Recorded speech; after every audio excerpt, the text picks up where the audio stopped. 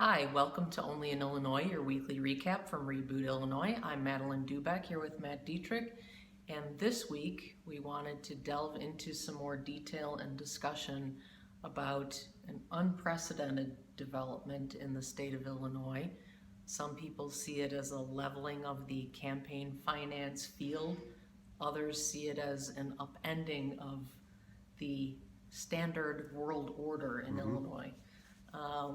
We're talking, of course, about the governor, Boss Rauner, Republican, really in ways we've never ever seen before, taking control of the financing of just about every Republican campaign in the state. And this is not completely new territory because when he was running for governor, he put tens of millions of his own dollars into his campaign then. And in the last week, we've seen Governor Rauner donate $9 million to the campaign fund of House Republican leader Jim Durkin. That was followed by a $5 million donation from Ken Griffin, who's the founder of Citadel. And that had been preceded by $3 million that Boss Rauner had transferred from his own campaign fund into Jim Durkin's campaign fund.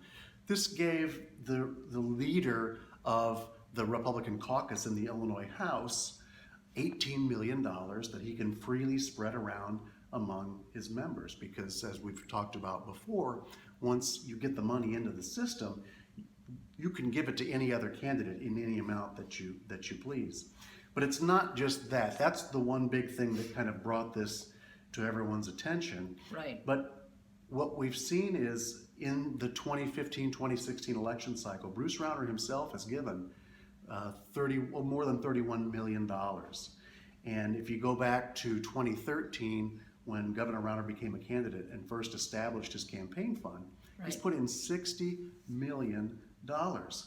Now, Kent Redfield, who is a professor emeritus of political science at the University of Illinois Springfield and is also an expert on campaign finance, did a quick comparison this week where he looked at the top 10 political donors for the 4-year cycles beginning in 2005, 2009, and 2013. And what we found is that Boss Rauner himself, since becoming a candidate, has put in $60 million into the system. Unprecedented. That is more than the top 10 donors of the 4-year cycles beginning in 2008 and 2009 combined. It's really, really astounding. And if you add in a couple of other very, very large donors, Ken Griffin being one, Richard Uihlein being another, you're looking at 3 donors who've contributed more than $100 million in the past, going back to 2013.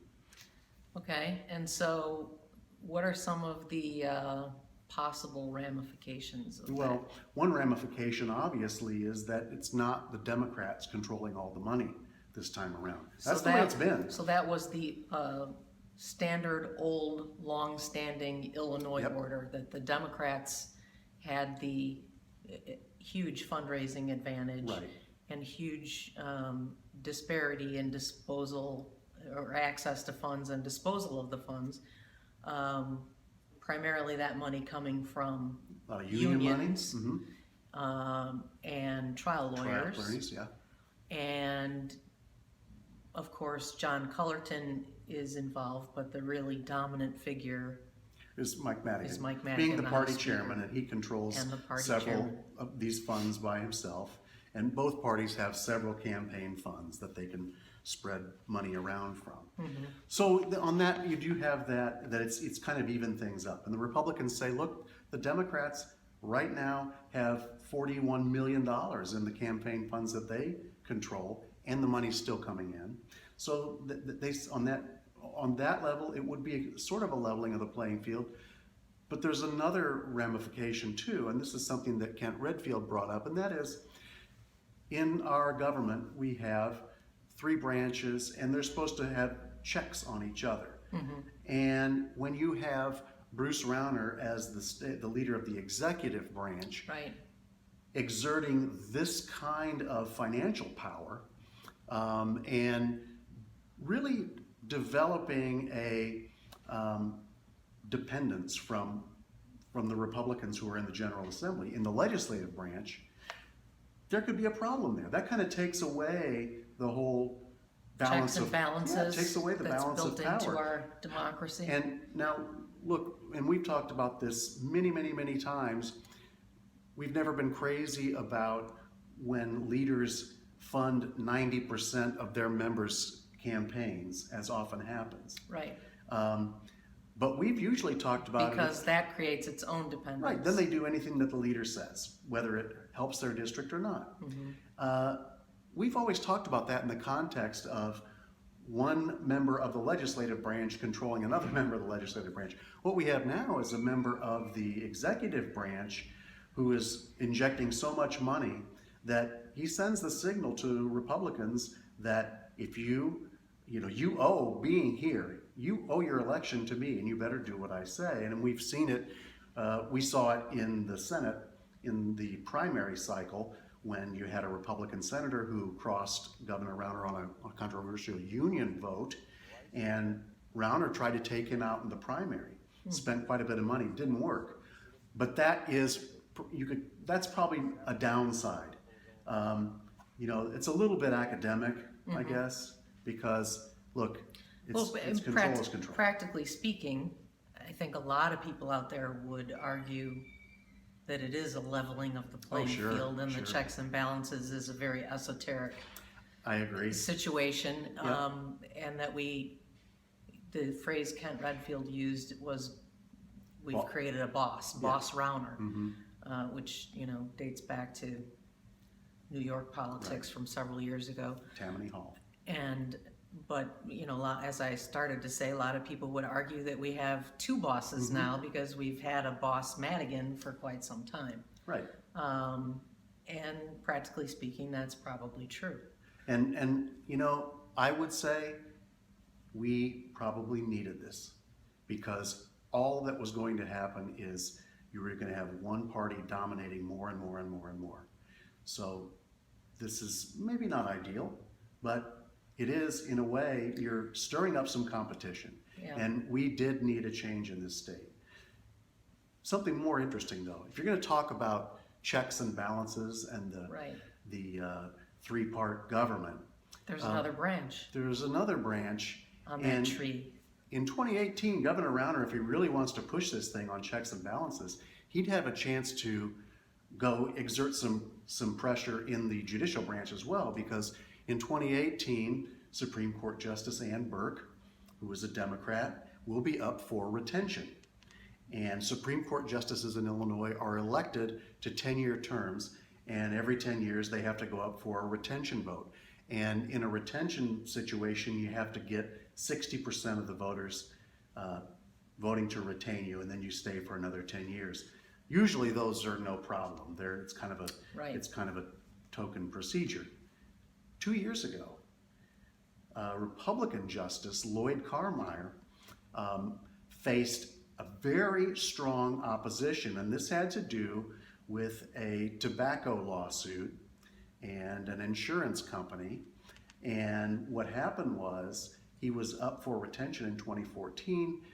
The law firm representing plaintiffs in this tobacco case pumped $2 million into a campaign to defeat him in retention, and they almost did it. He won retention with 61% to 39%. So it's not inconceivable that this could happen. Right. And to make it even more interesting, Governor Rauner's had a couple of very direct run-ins with the Supreme Court.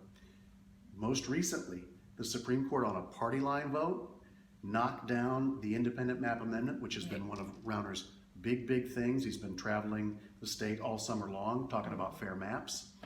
And then the Supreme Court, when Bruce Rauner was a candidate in the summer of 2014, the Supreme Court threw out a term limits ballot proposition for a constitutional amendment that Rauner had really strongly backed, financially and as a matter of policy, during his campaign.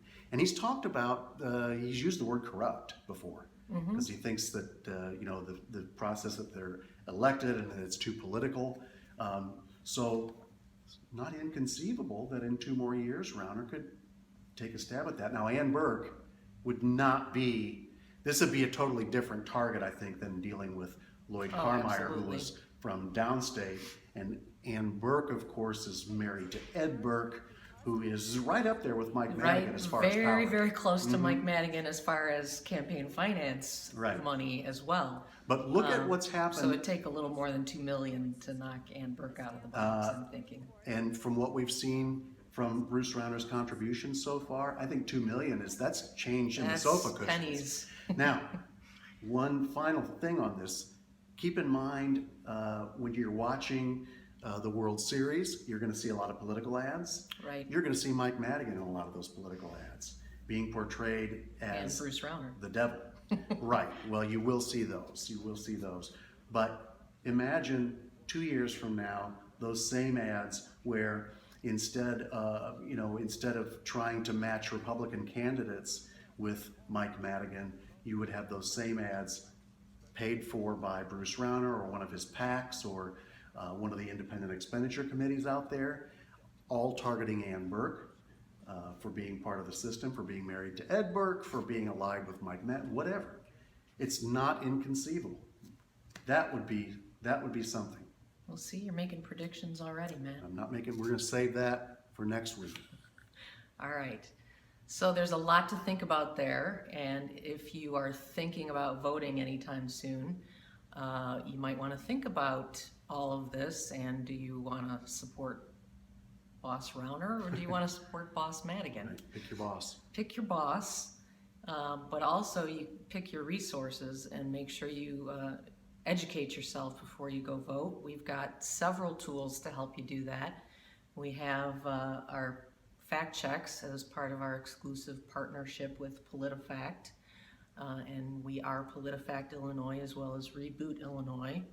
We have scorecards that let you very quickly and succinctly compare the statewide candidates for office on a number of issues and then see a quote from them about it.